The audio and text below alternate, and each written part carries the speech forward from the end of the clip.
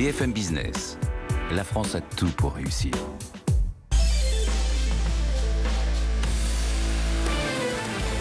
BFM Business. L'émission 100% placement. BFM Patrimoine. Cédric Decoeur. Allez, on entame cette deuxième heure de BFM Patrimoine en filant sur une salle de marché pour retrouver Thibaut François qui nous ouvre les portes de Fastea Capital. Bonjour Thibaut. Bonjour Cédric. Bon, comment jaugez-vous cette tendance moins 0,64? On a l'impression qu'on s'est installé là sur moins 0,5, moins 0,6.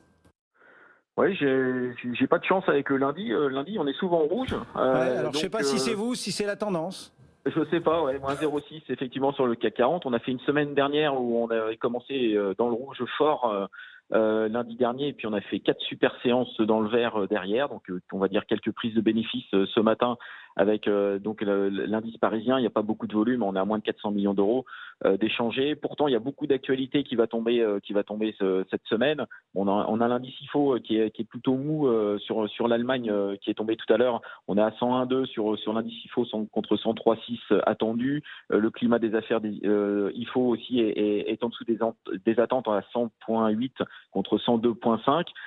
Tout ça fait un petit peu baisser le marché. En plus, on a l'OAT française qui revient vers moins 0,10. Donc on a toutes les bancaires qui sont en bas du palmarès. On a Société Générale qui perd 1,80, AXA qui perd 1,70, BNP qui perd 1,6. On a le Brent aussi qui est en reflux, qui est autour de $73.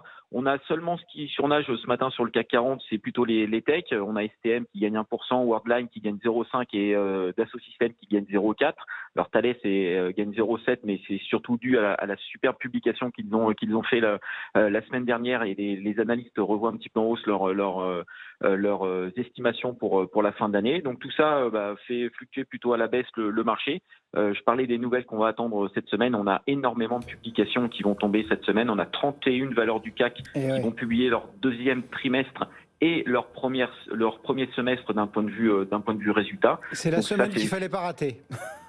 Exactement. C'est la dernière semaine, on va dire, pratiquement avant les vacances. On va avoir un peu moins de flux, on va dire, à partir de la semaine prochaine. Mais c'est vrai qu'il y a beaucoup de publications. Les premières publications sont plutôt sur une tendance positive. 88% des publications du S&P sont supérieures aux attentes. Donc tout ça, c'est plutôt très bon.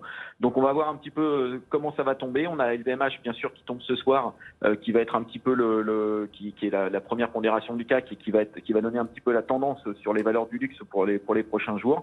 Et puis il y a deux types de publications attendues, pour moi en tout cas, enfin pour nous chez Fastea cette semaine. On a les valeurs qui ont vraiment souffert de la crise sanitaire, les Elis, les SMCP, les Europcar, les Unibail, qui vont publier cette semaine un deuxième trimestre, et on attend normalement un gros rebond sur ces différentes valeurs. Et on a aussi un deuxième groupe, les valeurs qui ont plutôt profité de la crise, qui devraient aussi annoncer des bonnes publications sur lesquelles on a une très bonne visibilité, notamment les Mersen et Total Energy qui devraient faire de bonnes publications avec le retour des marges des matières premières, on va dire sur des plus hauts, et des showrooms privés par exemple sur la partie digitalisation qui va annoncer son chiffre d'affaires T2. Et on a aussi les médias qui devraient bien profiter de cet engouement, on va dire, sur les différents investissements publicitaires. Donc TF1 et M6 qui vont publier cette semaine. Bon, un petit mot de Prosus ? Oui, Prosus, écoutez, Prosus, alors on va dire, c'est le principal actif de Prosus, c'est Tencent. Et Tencent, cette nuit, a eu différentes actualités plutôt négatives, avec notamment l'amende du régulateur chinois. Ils doivent aussi renoncer aux droits musicaux exclusifs, et on sait que Tencent Music, c'est quand même un des gros actifs de Tencent. On a aussi les règles de l'industrie du tutorat extrascolaire qui vont être modifiées. Donc beaucoup de mauvaises nouvelles sur le titre Tencent qui a perdu plus de 7% cette nuit en Chine. Alors même si ces nouvelles étaient plus ou moins attendues, c'est le fait que ça se matérialise. Les investisseurs vendent en plus avec des volumes qui sont un petit peu plus faibles durant l'été. Pour nous, c'est plutôt une forte opportunité pour rentrer sur un dossier comme Prosus qui bénéficie de cash flow qui sont énormes.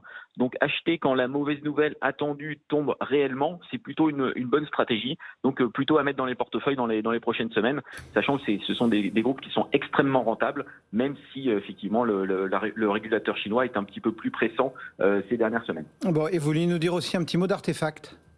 Oui, Artefact, on est en exclusivité, en négociation exclusive sur Artefact. Donc c'est Ardian qui pourrait donc acquérir le groupe Artefact. Donc Ardian, c'est un mastodonte du private equity. Artefact, c'est du marketing digital qui marche plutôt bien forcément dans cet environnement. Le prix est particulièrement attractif pour les minoritaires, 7,8 €, c'est une prime de 40%. On a une tendance forte quand même du private equity qui commence à aller sur le côté. Le private equity, normalement, les acteurs du private equity, normalement, ne font que des actifs non cotés. Là, ils viennent de plus en plus sur les actifs cotés. Ils créent des fonds. On l'a vu notamment avec Apax et Ardian qui créent des fonds plutôt de valeurs cotées pour aussi bénéficier de la valorisation des valeurs cotées. Pour information, le private equity se paye entre 10 et 12 fois l'EBITDA sur des deals plutôt structurants, alors que beaucoup d'entreprises sur le marché se payent en dessous de 5 fois l'EBITDA sur des valeurs cotées, alors qu'elles sont plutôt bien structurées et qu'elles ont l'habitude du reporting et de mettre en place des plans stratégiques. Donc c'est vrai que le private equity vient sur le parti coté, et je pense qu'on est sur un début de phase sur cette partie private equity vers le monde coté, qui est très très nettement sous-valorisé actuellement. Merci beaucoup Thibaut. Thibaut François et Fastea Capital ce matin sur BFM Patrimoine, le marché parisien à 6534.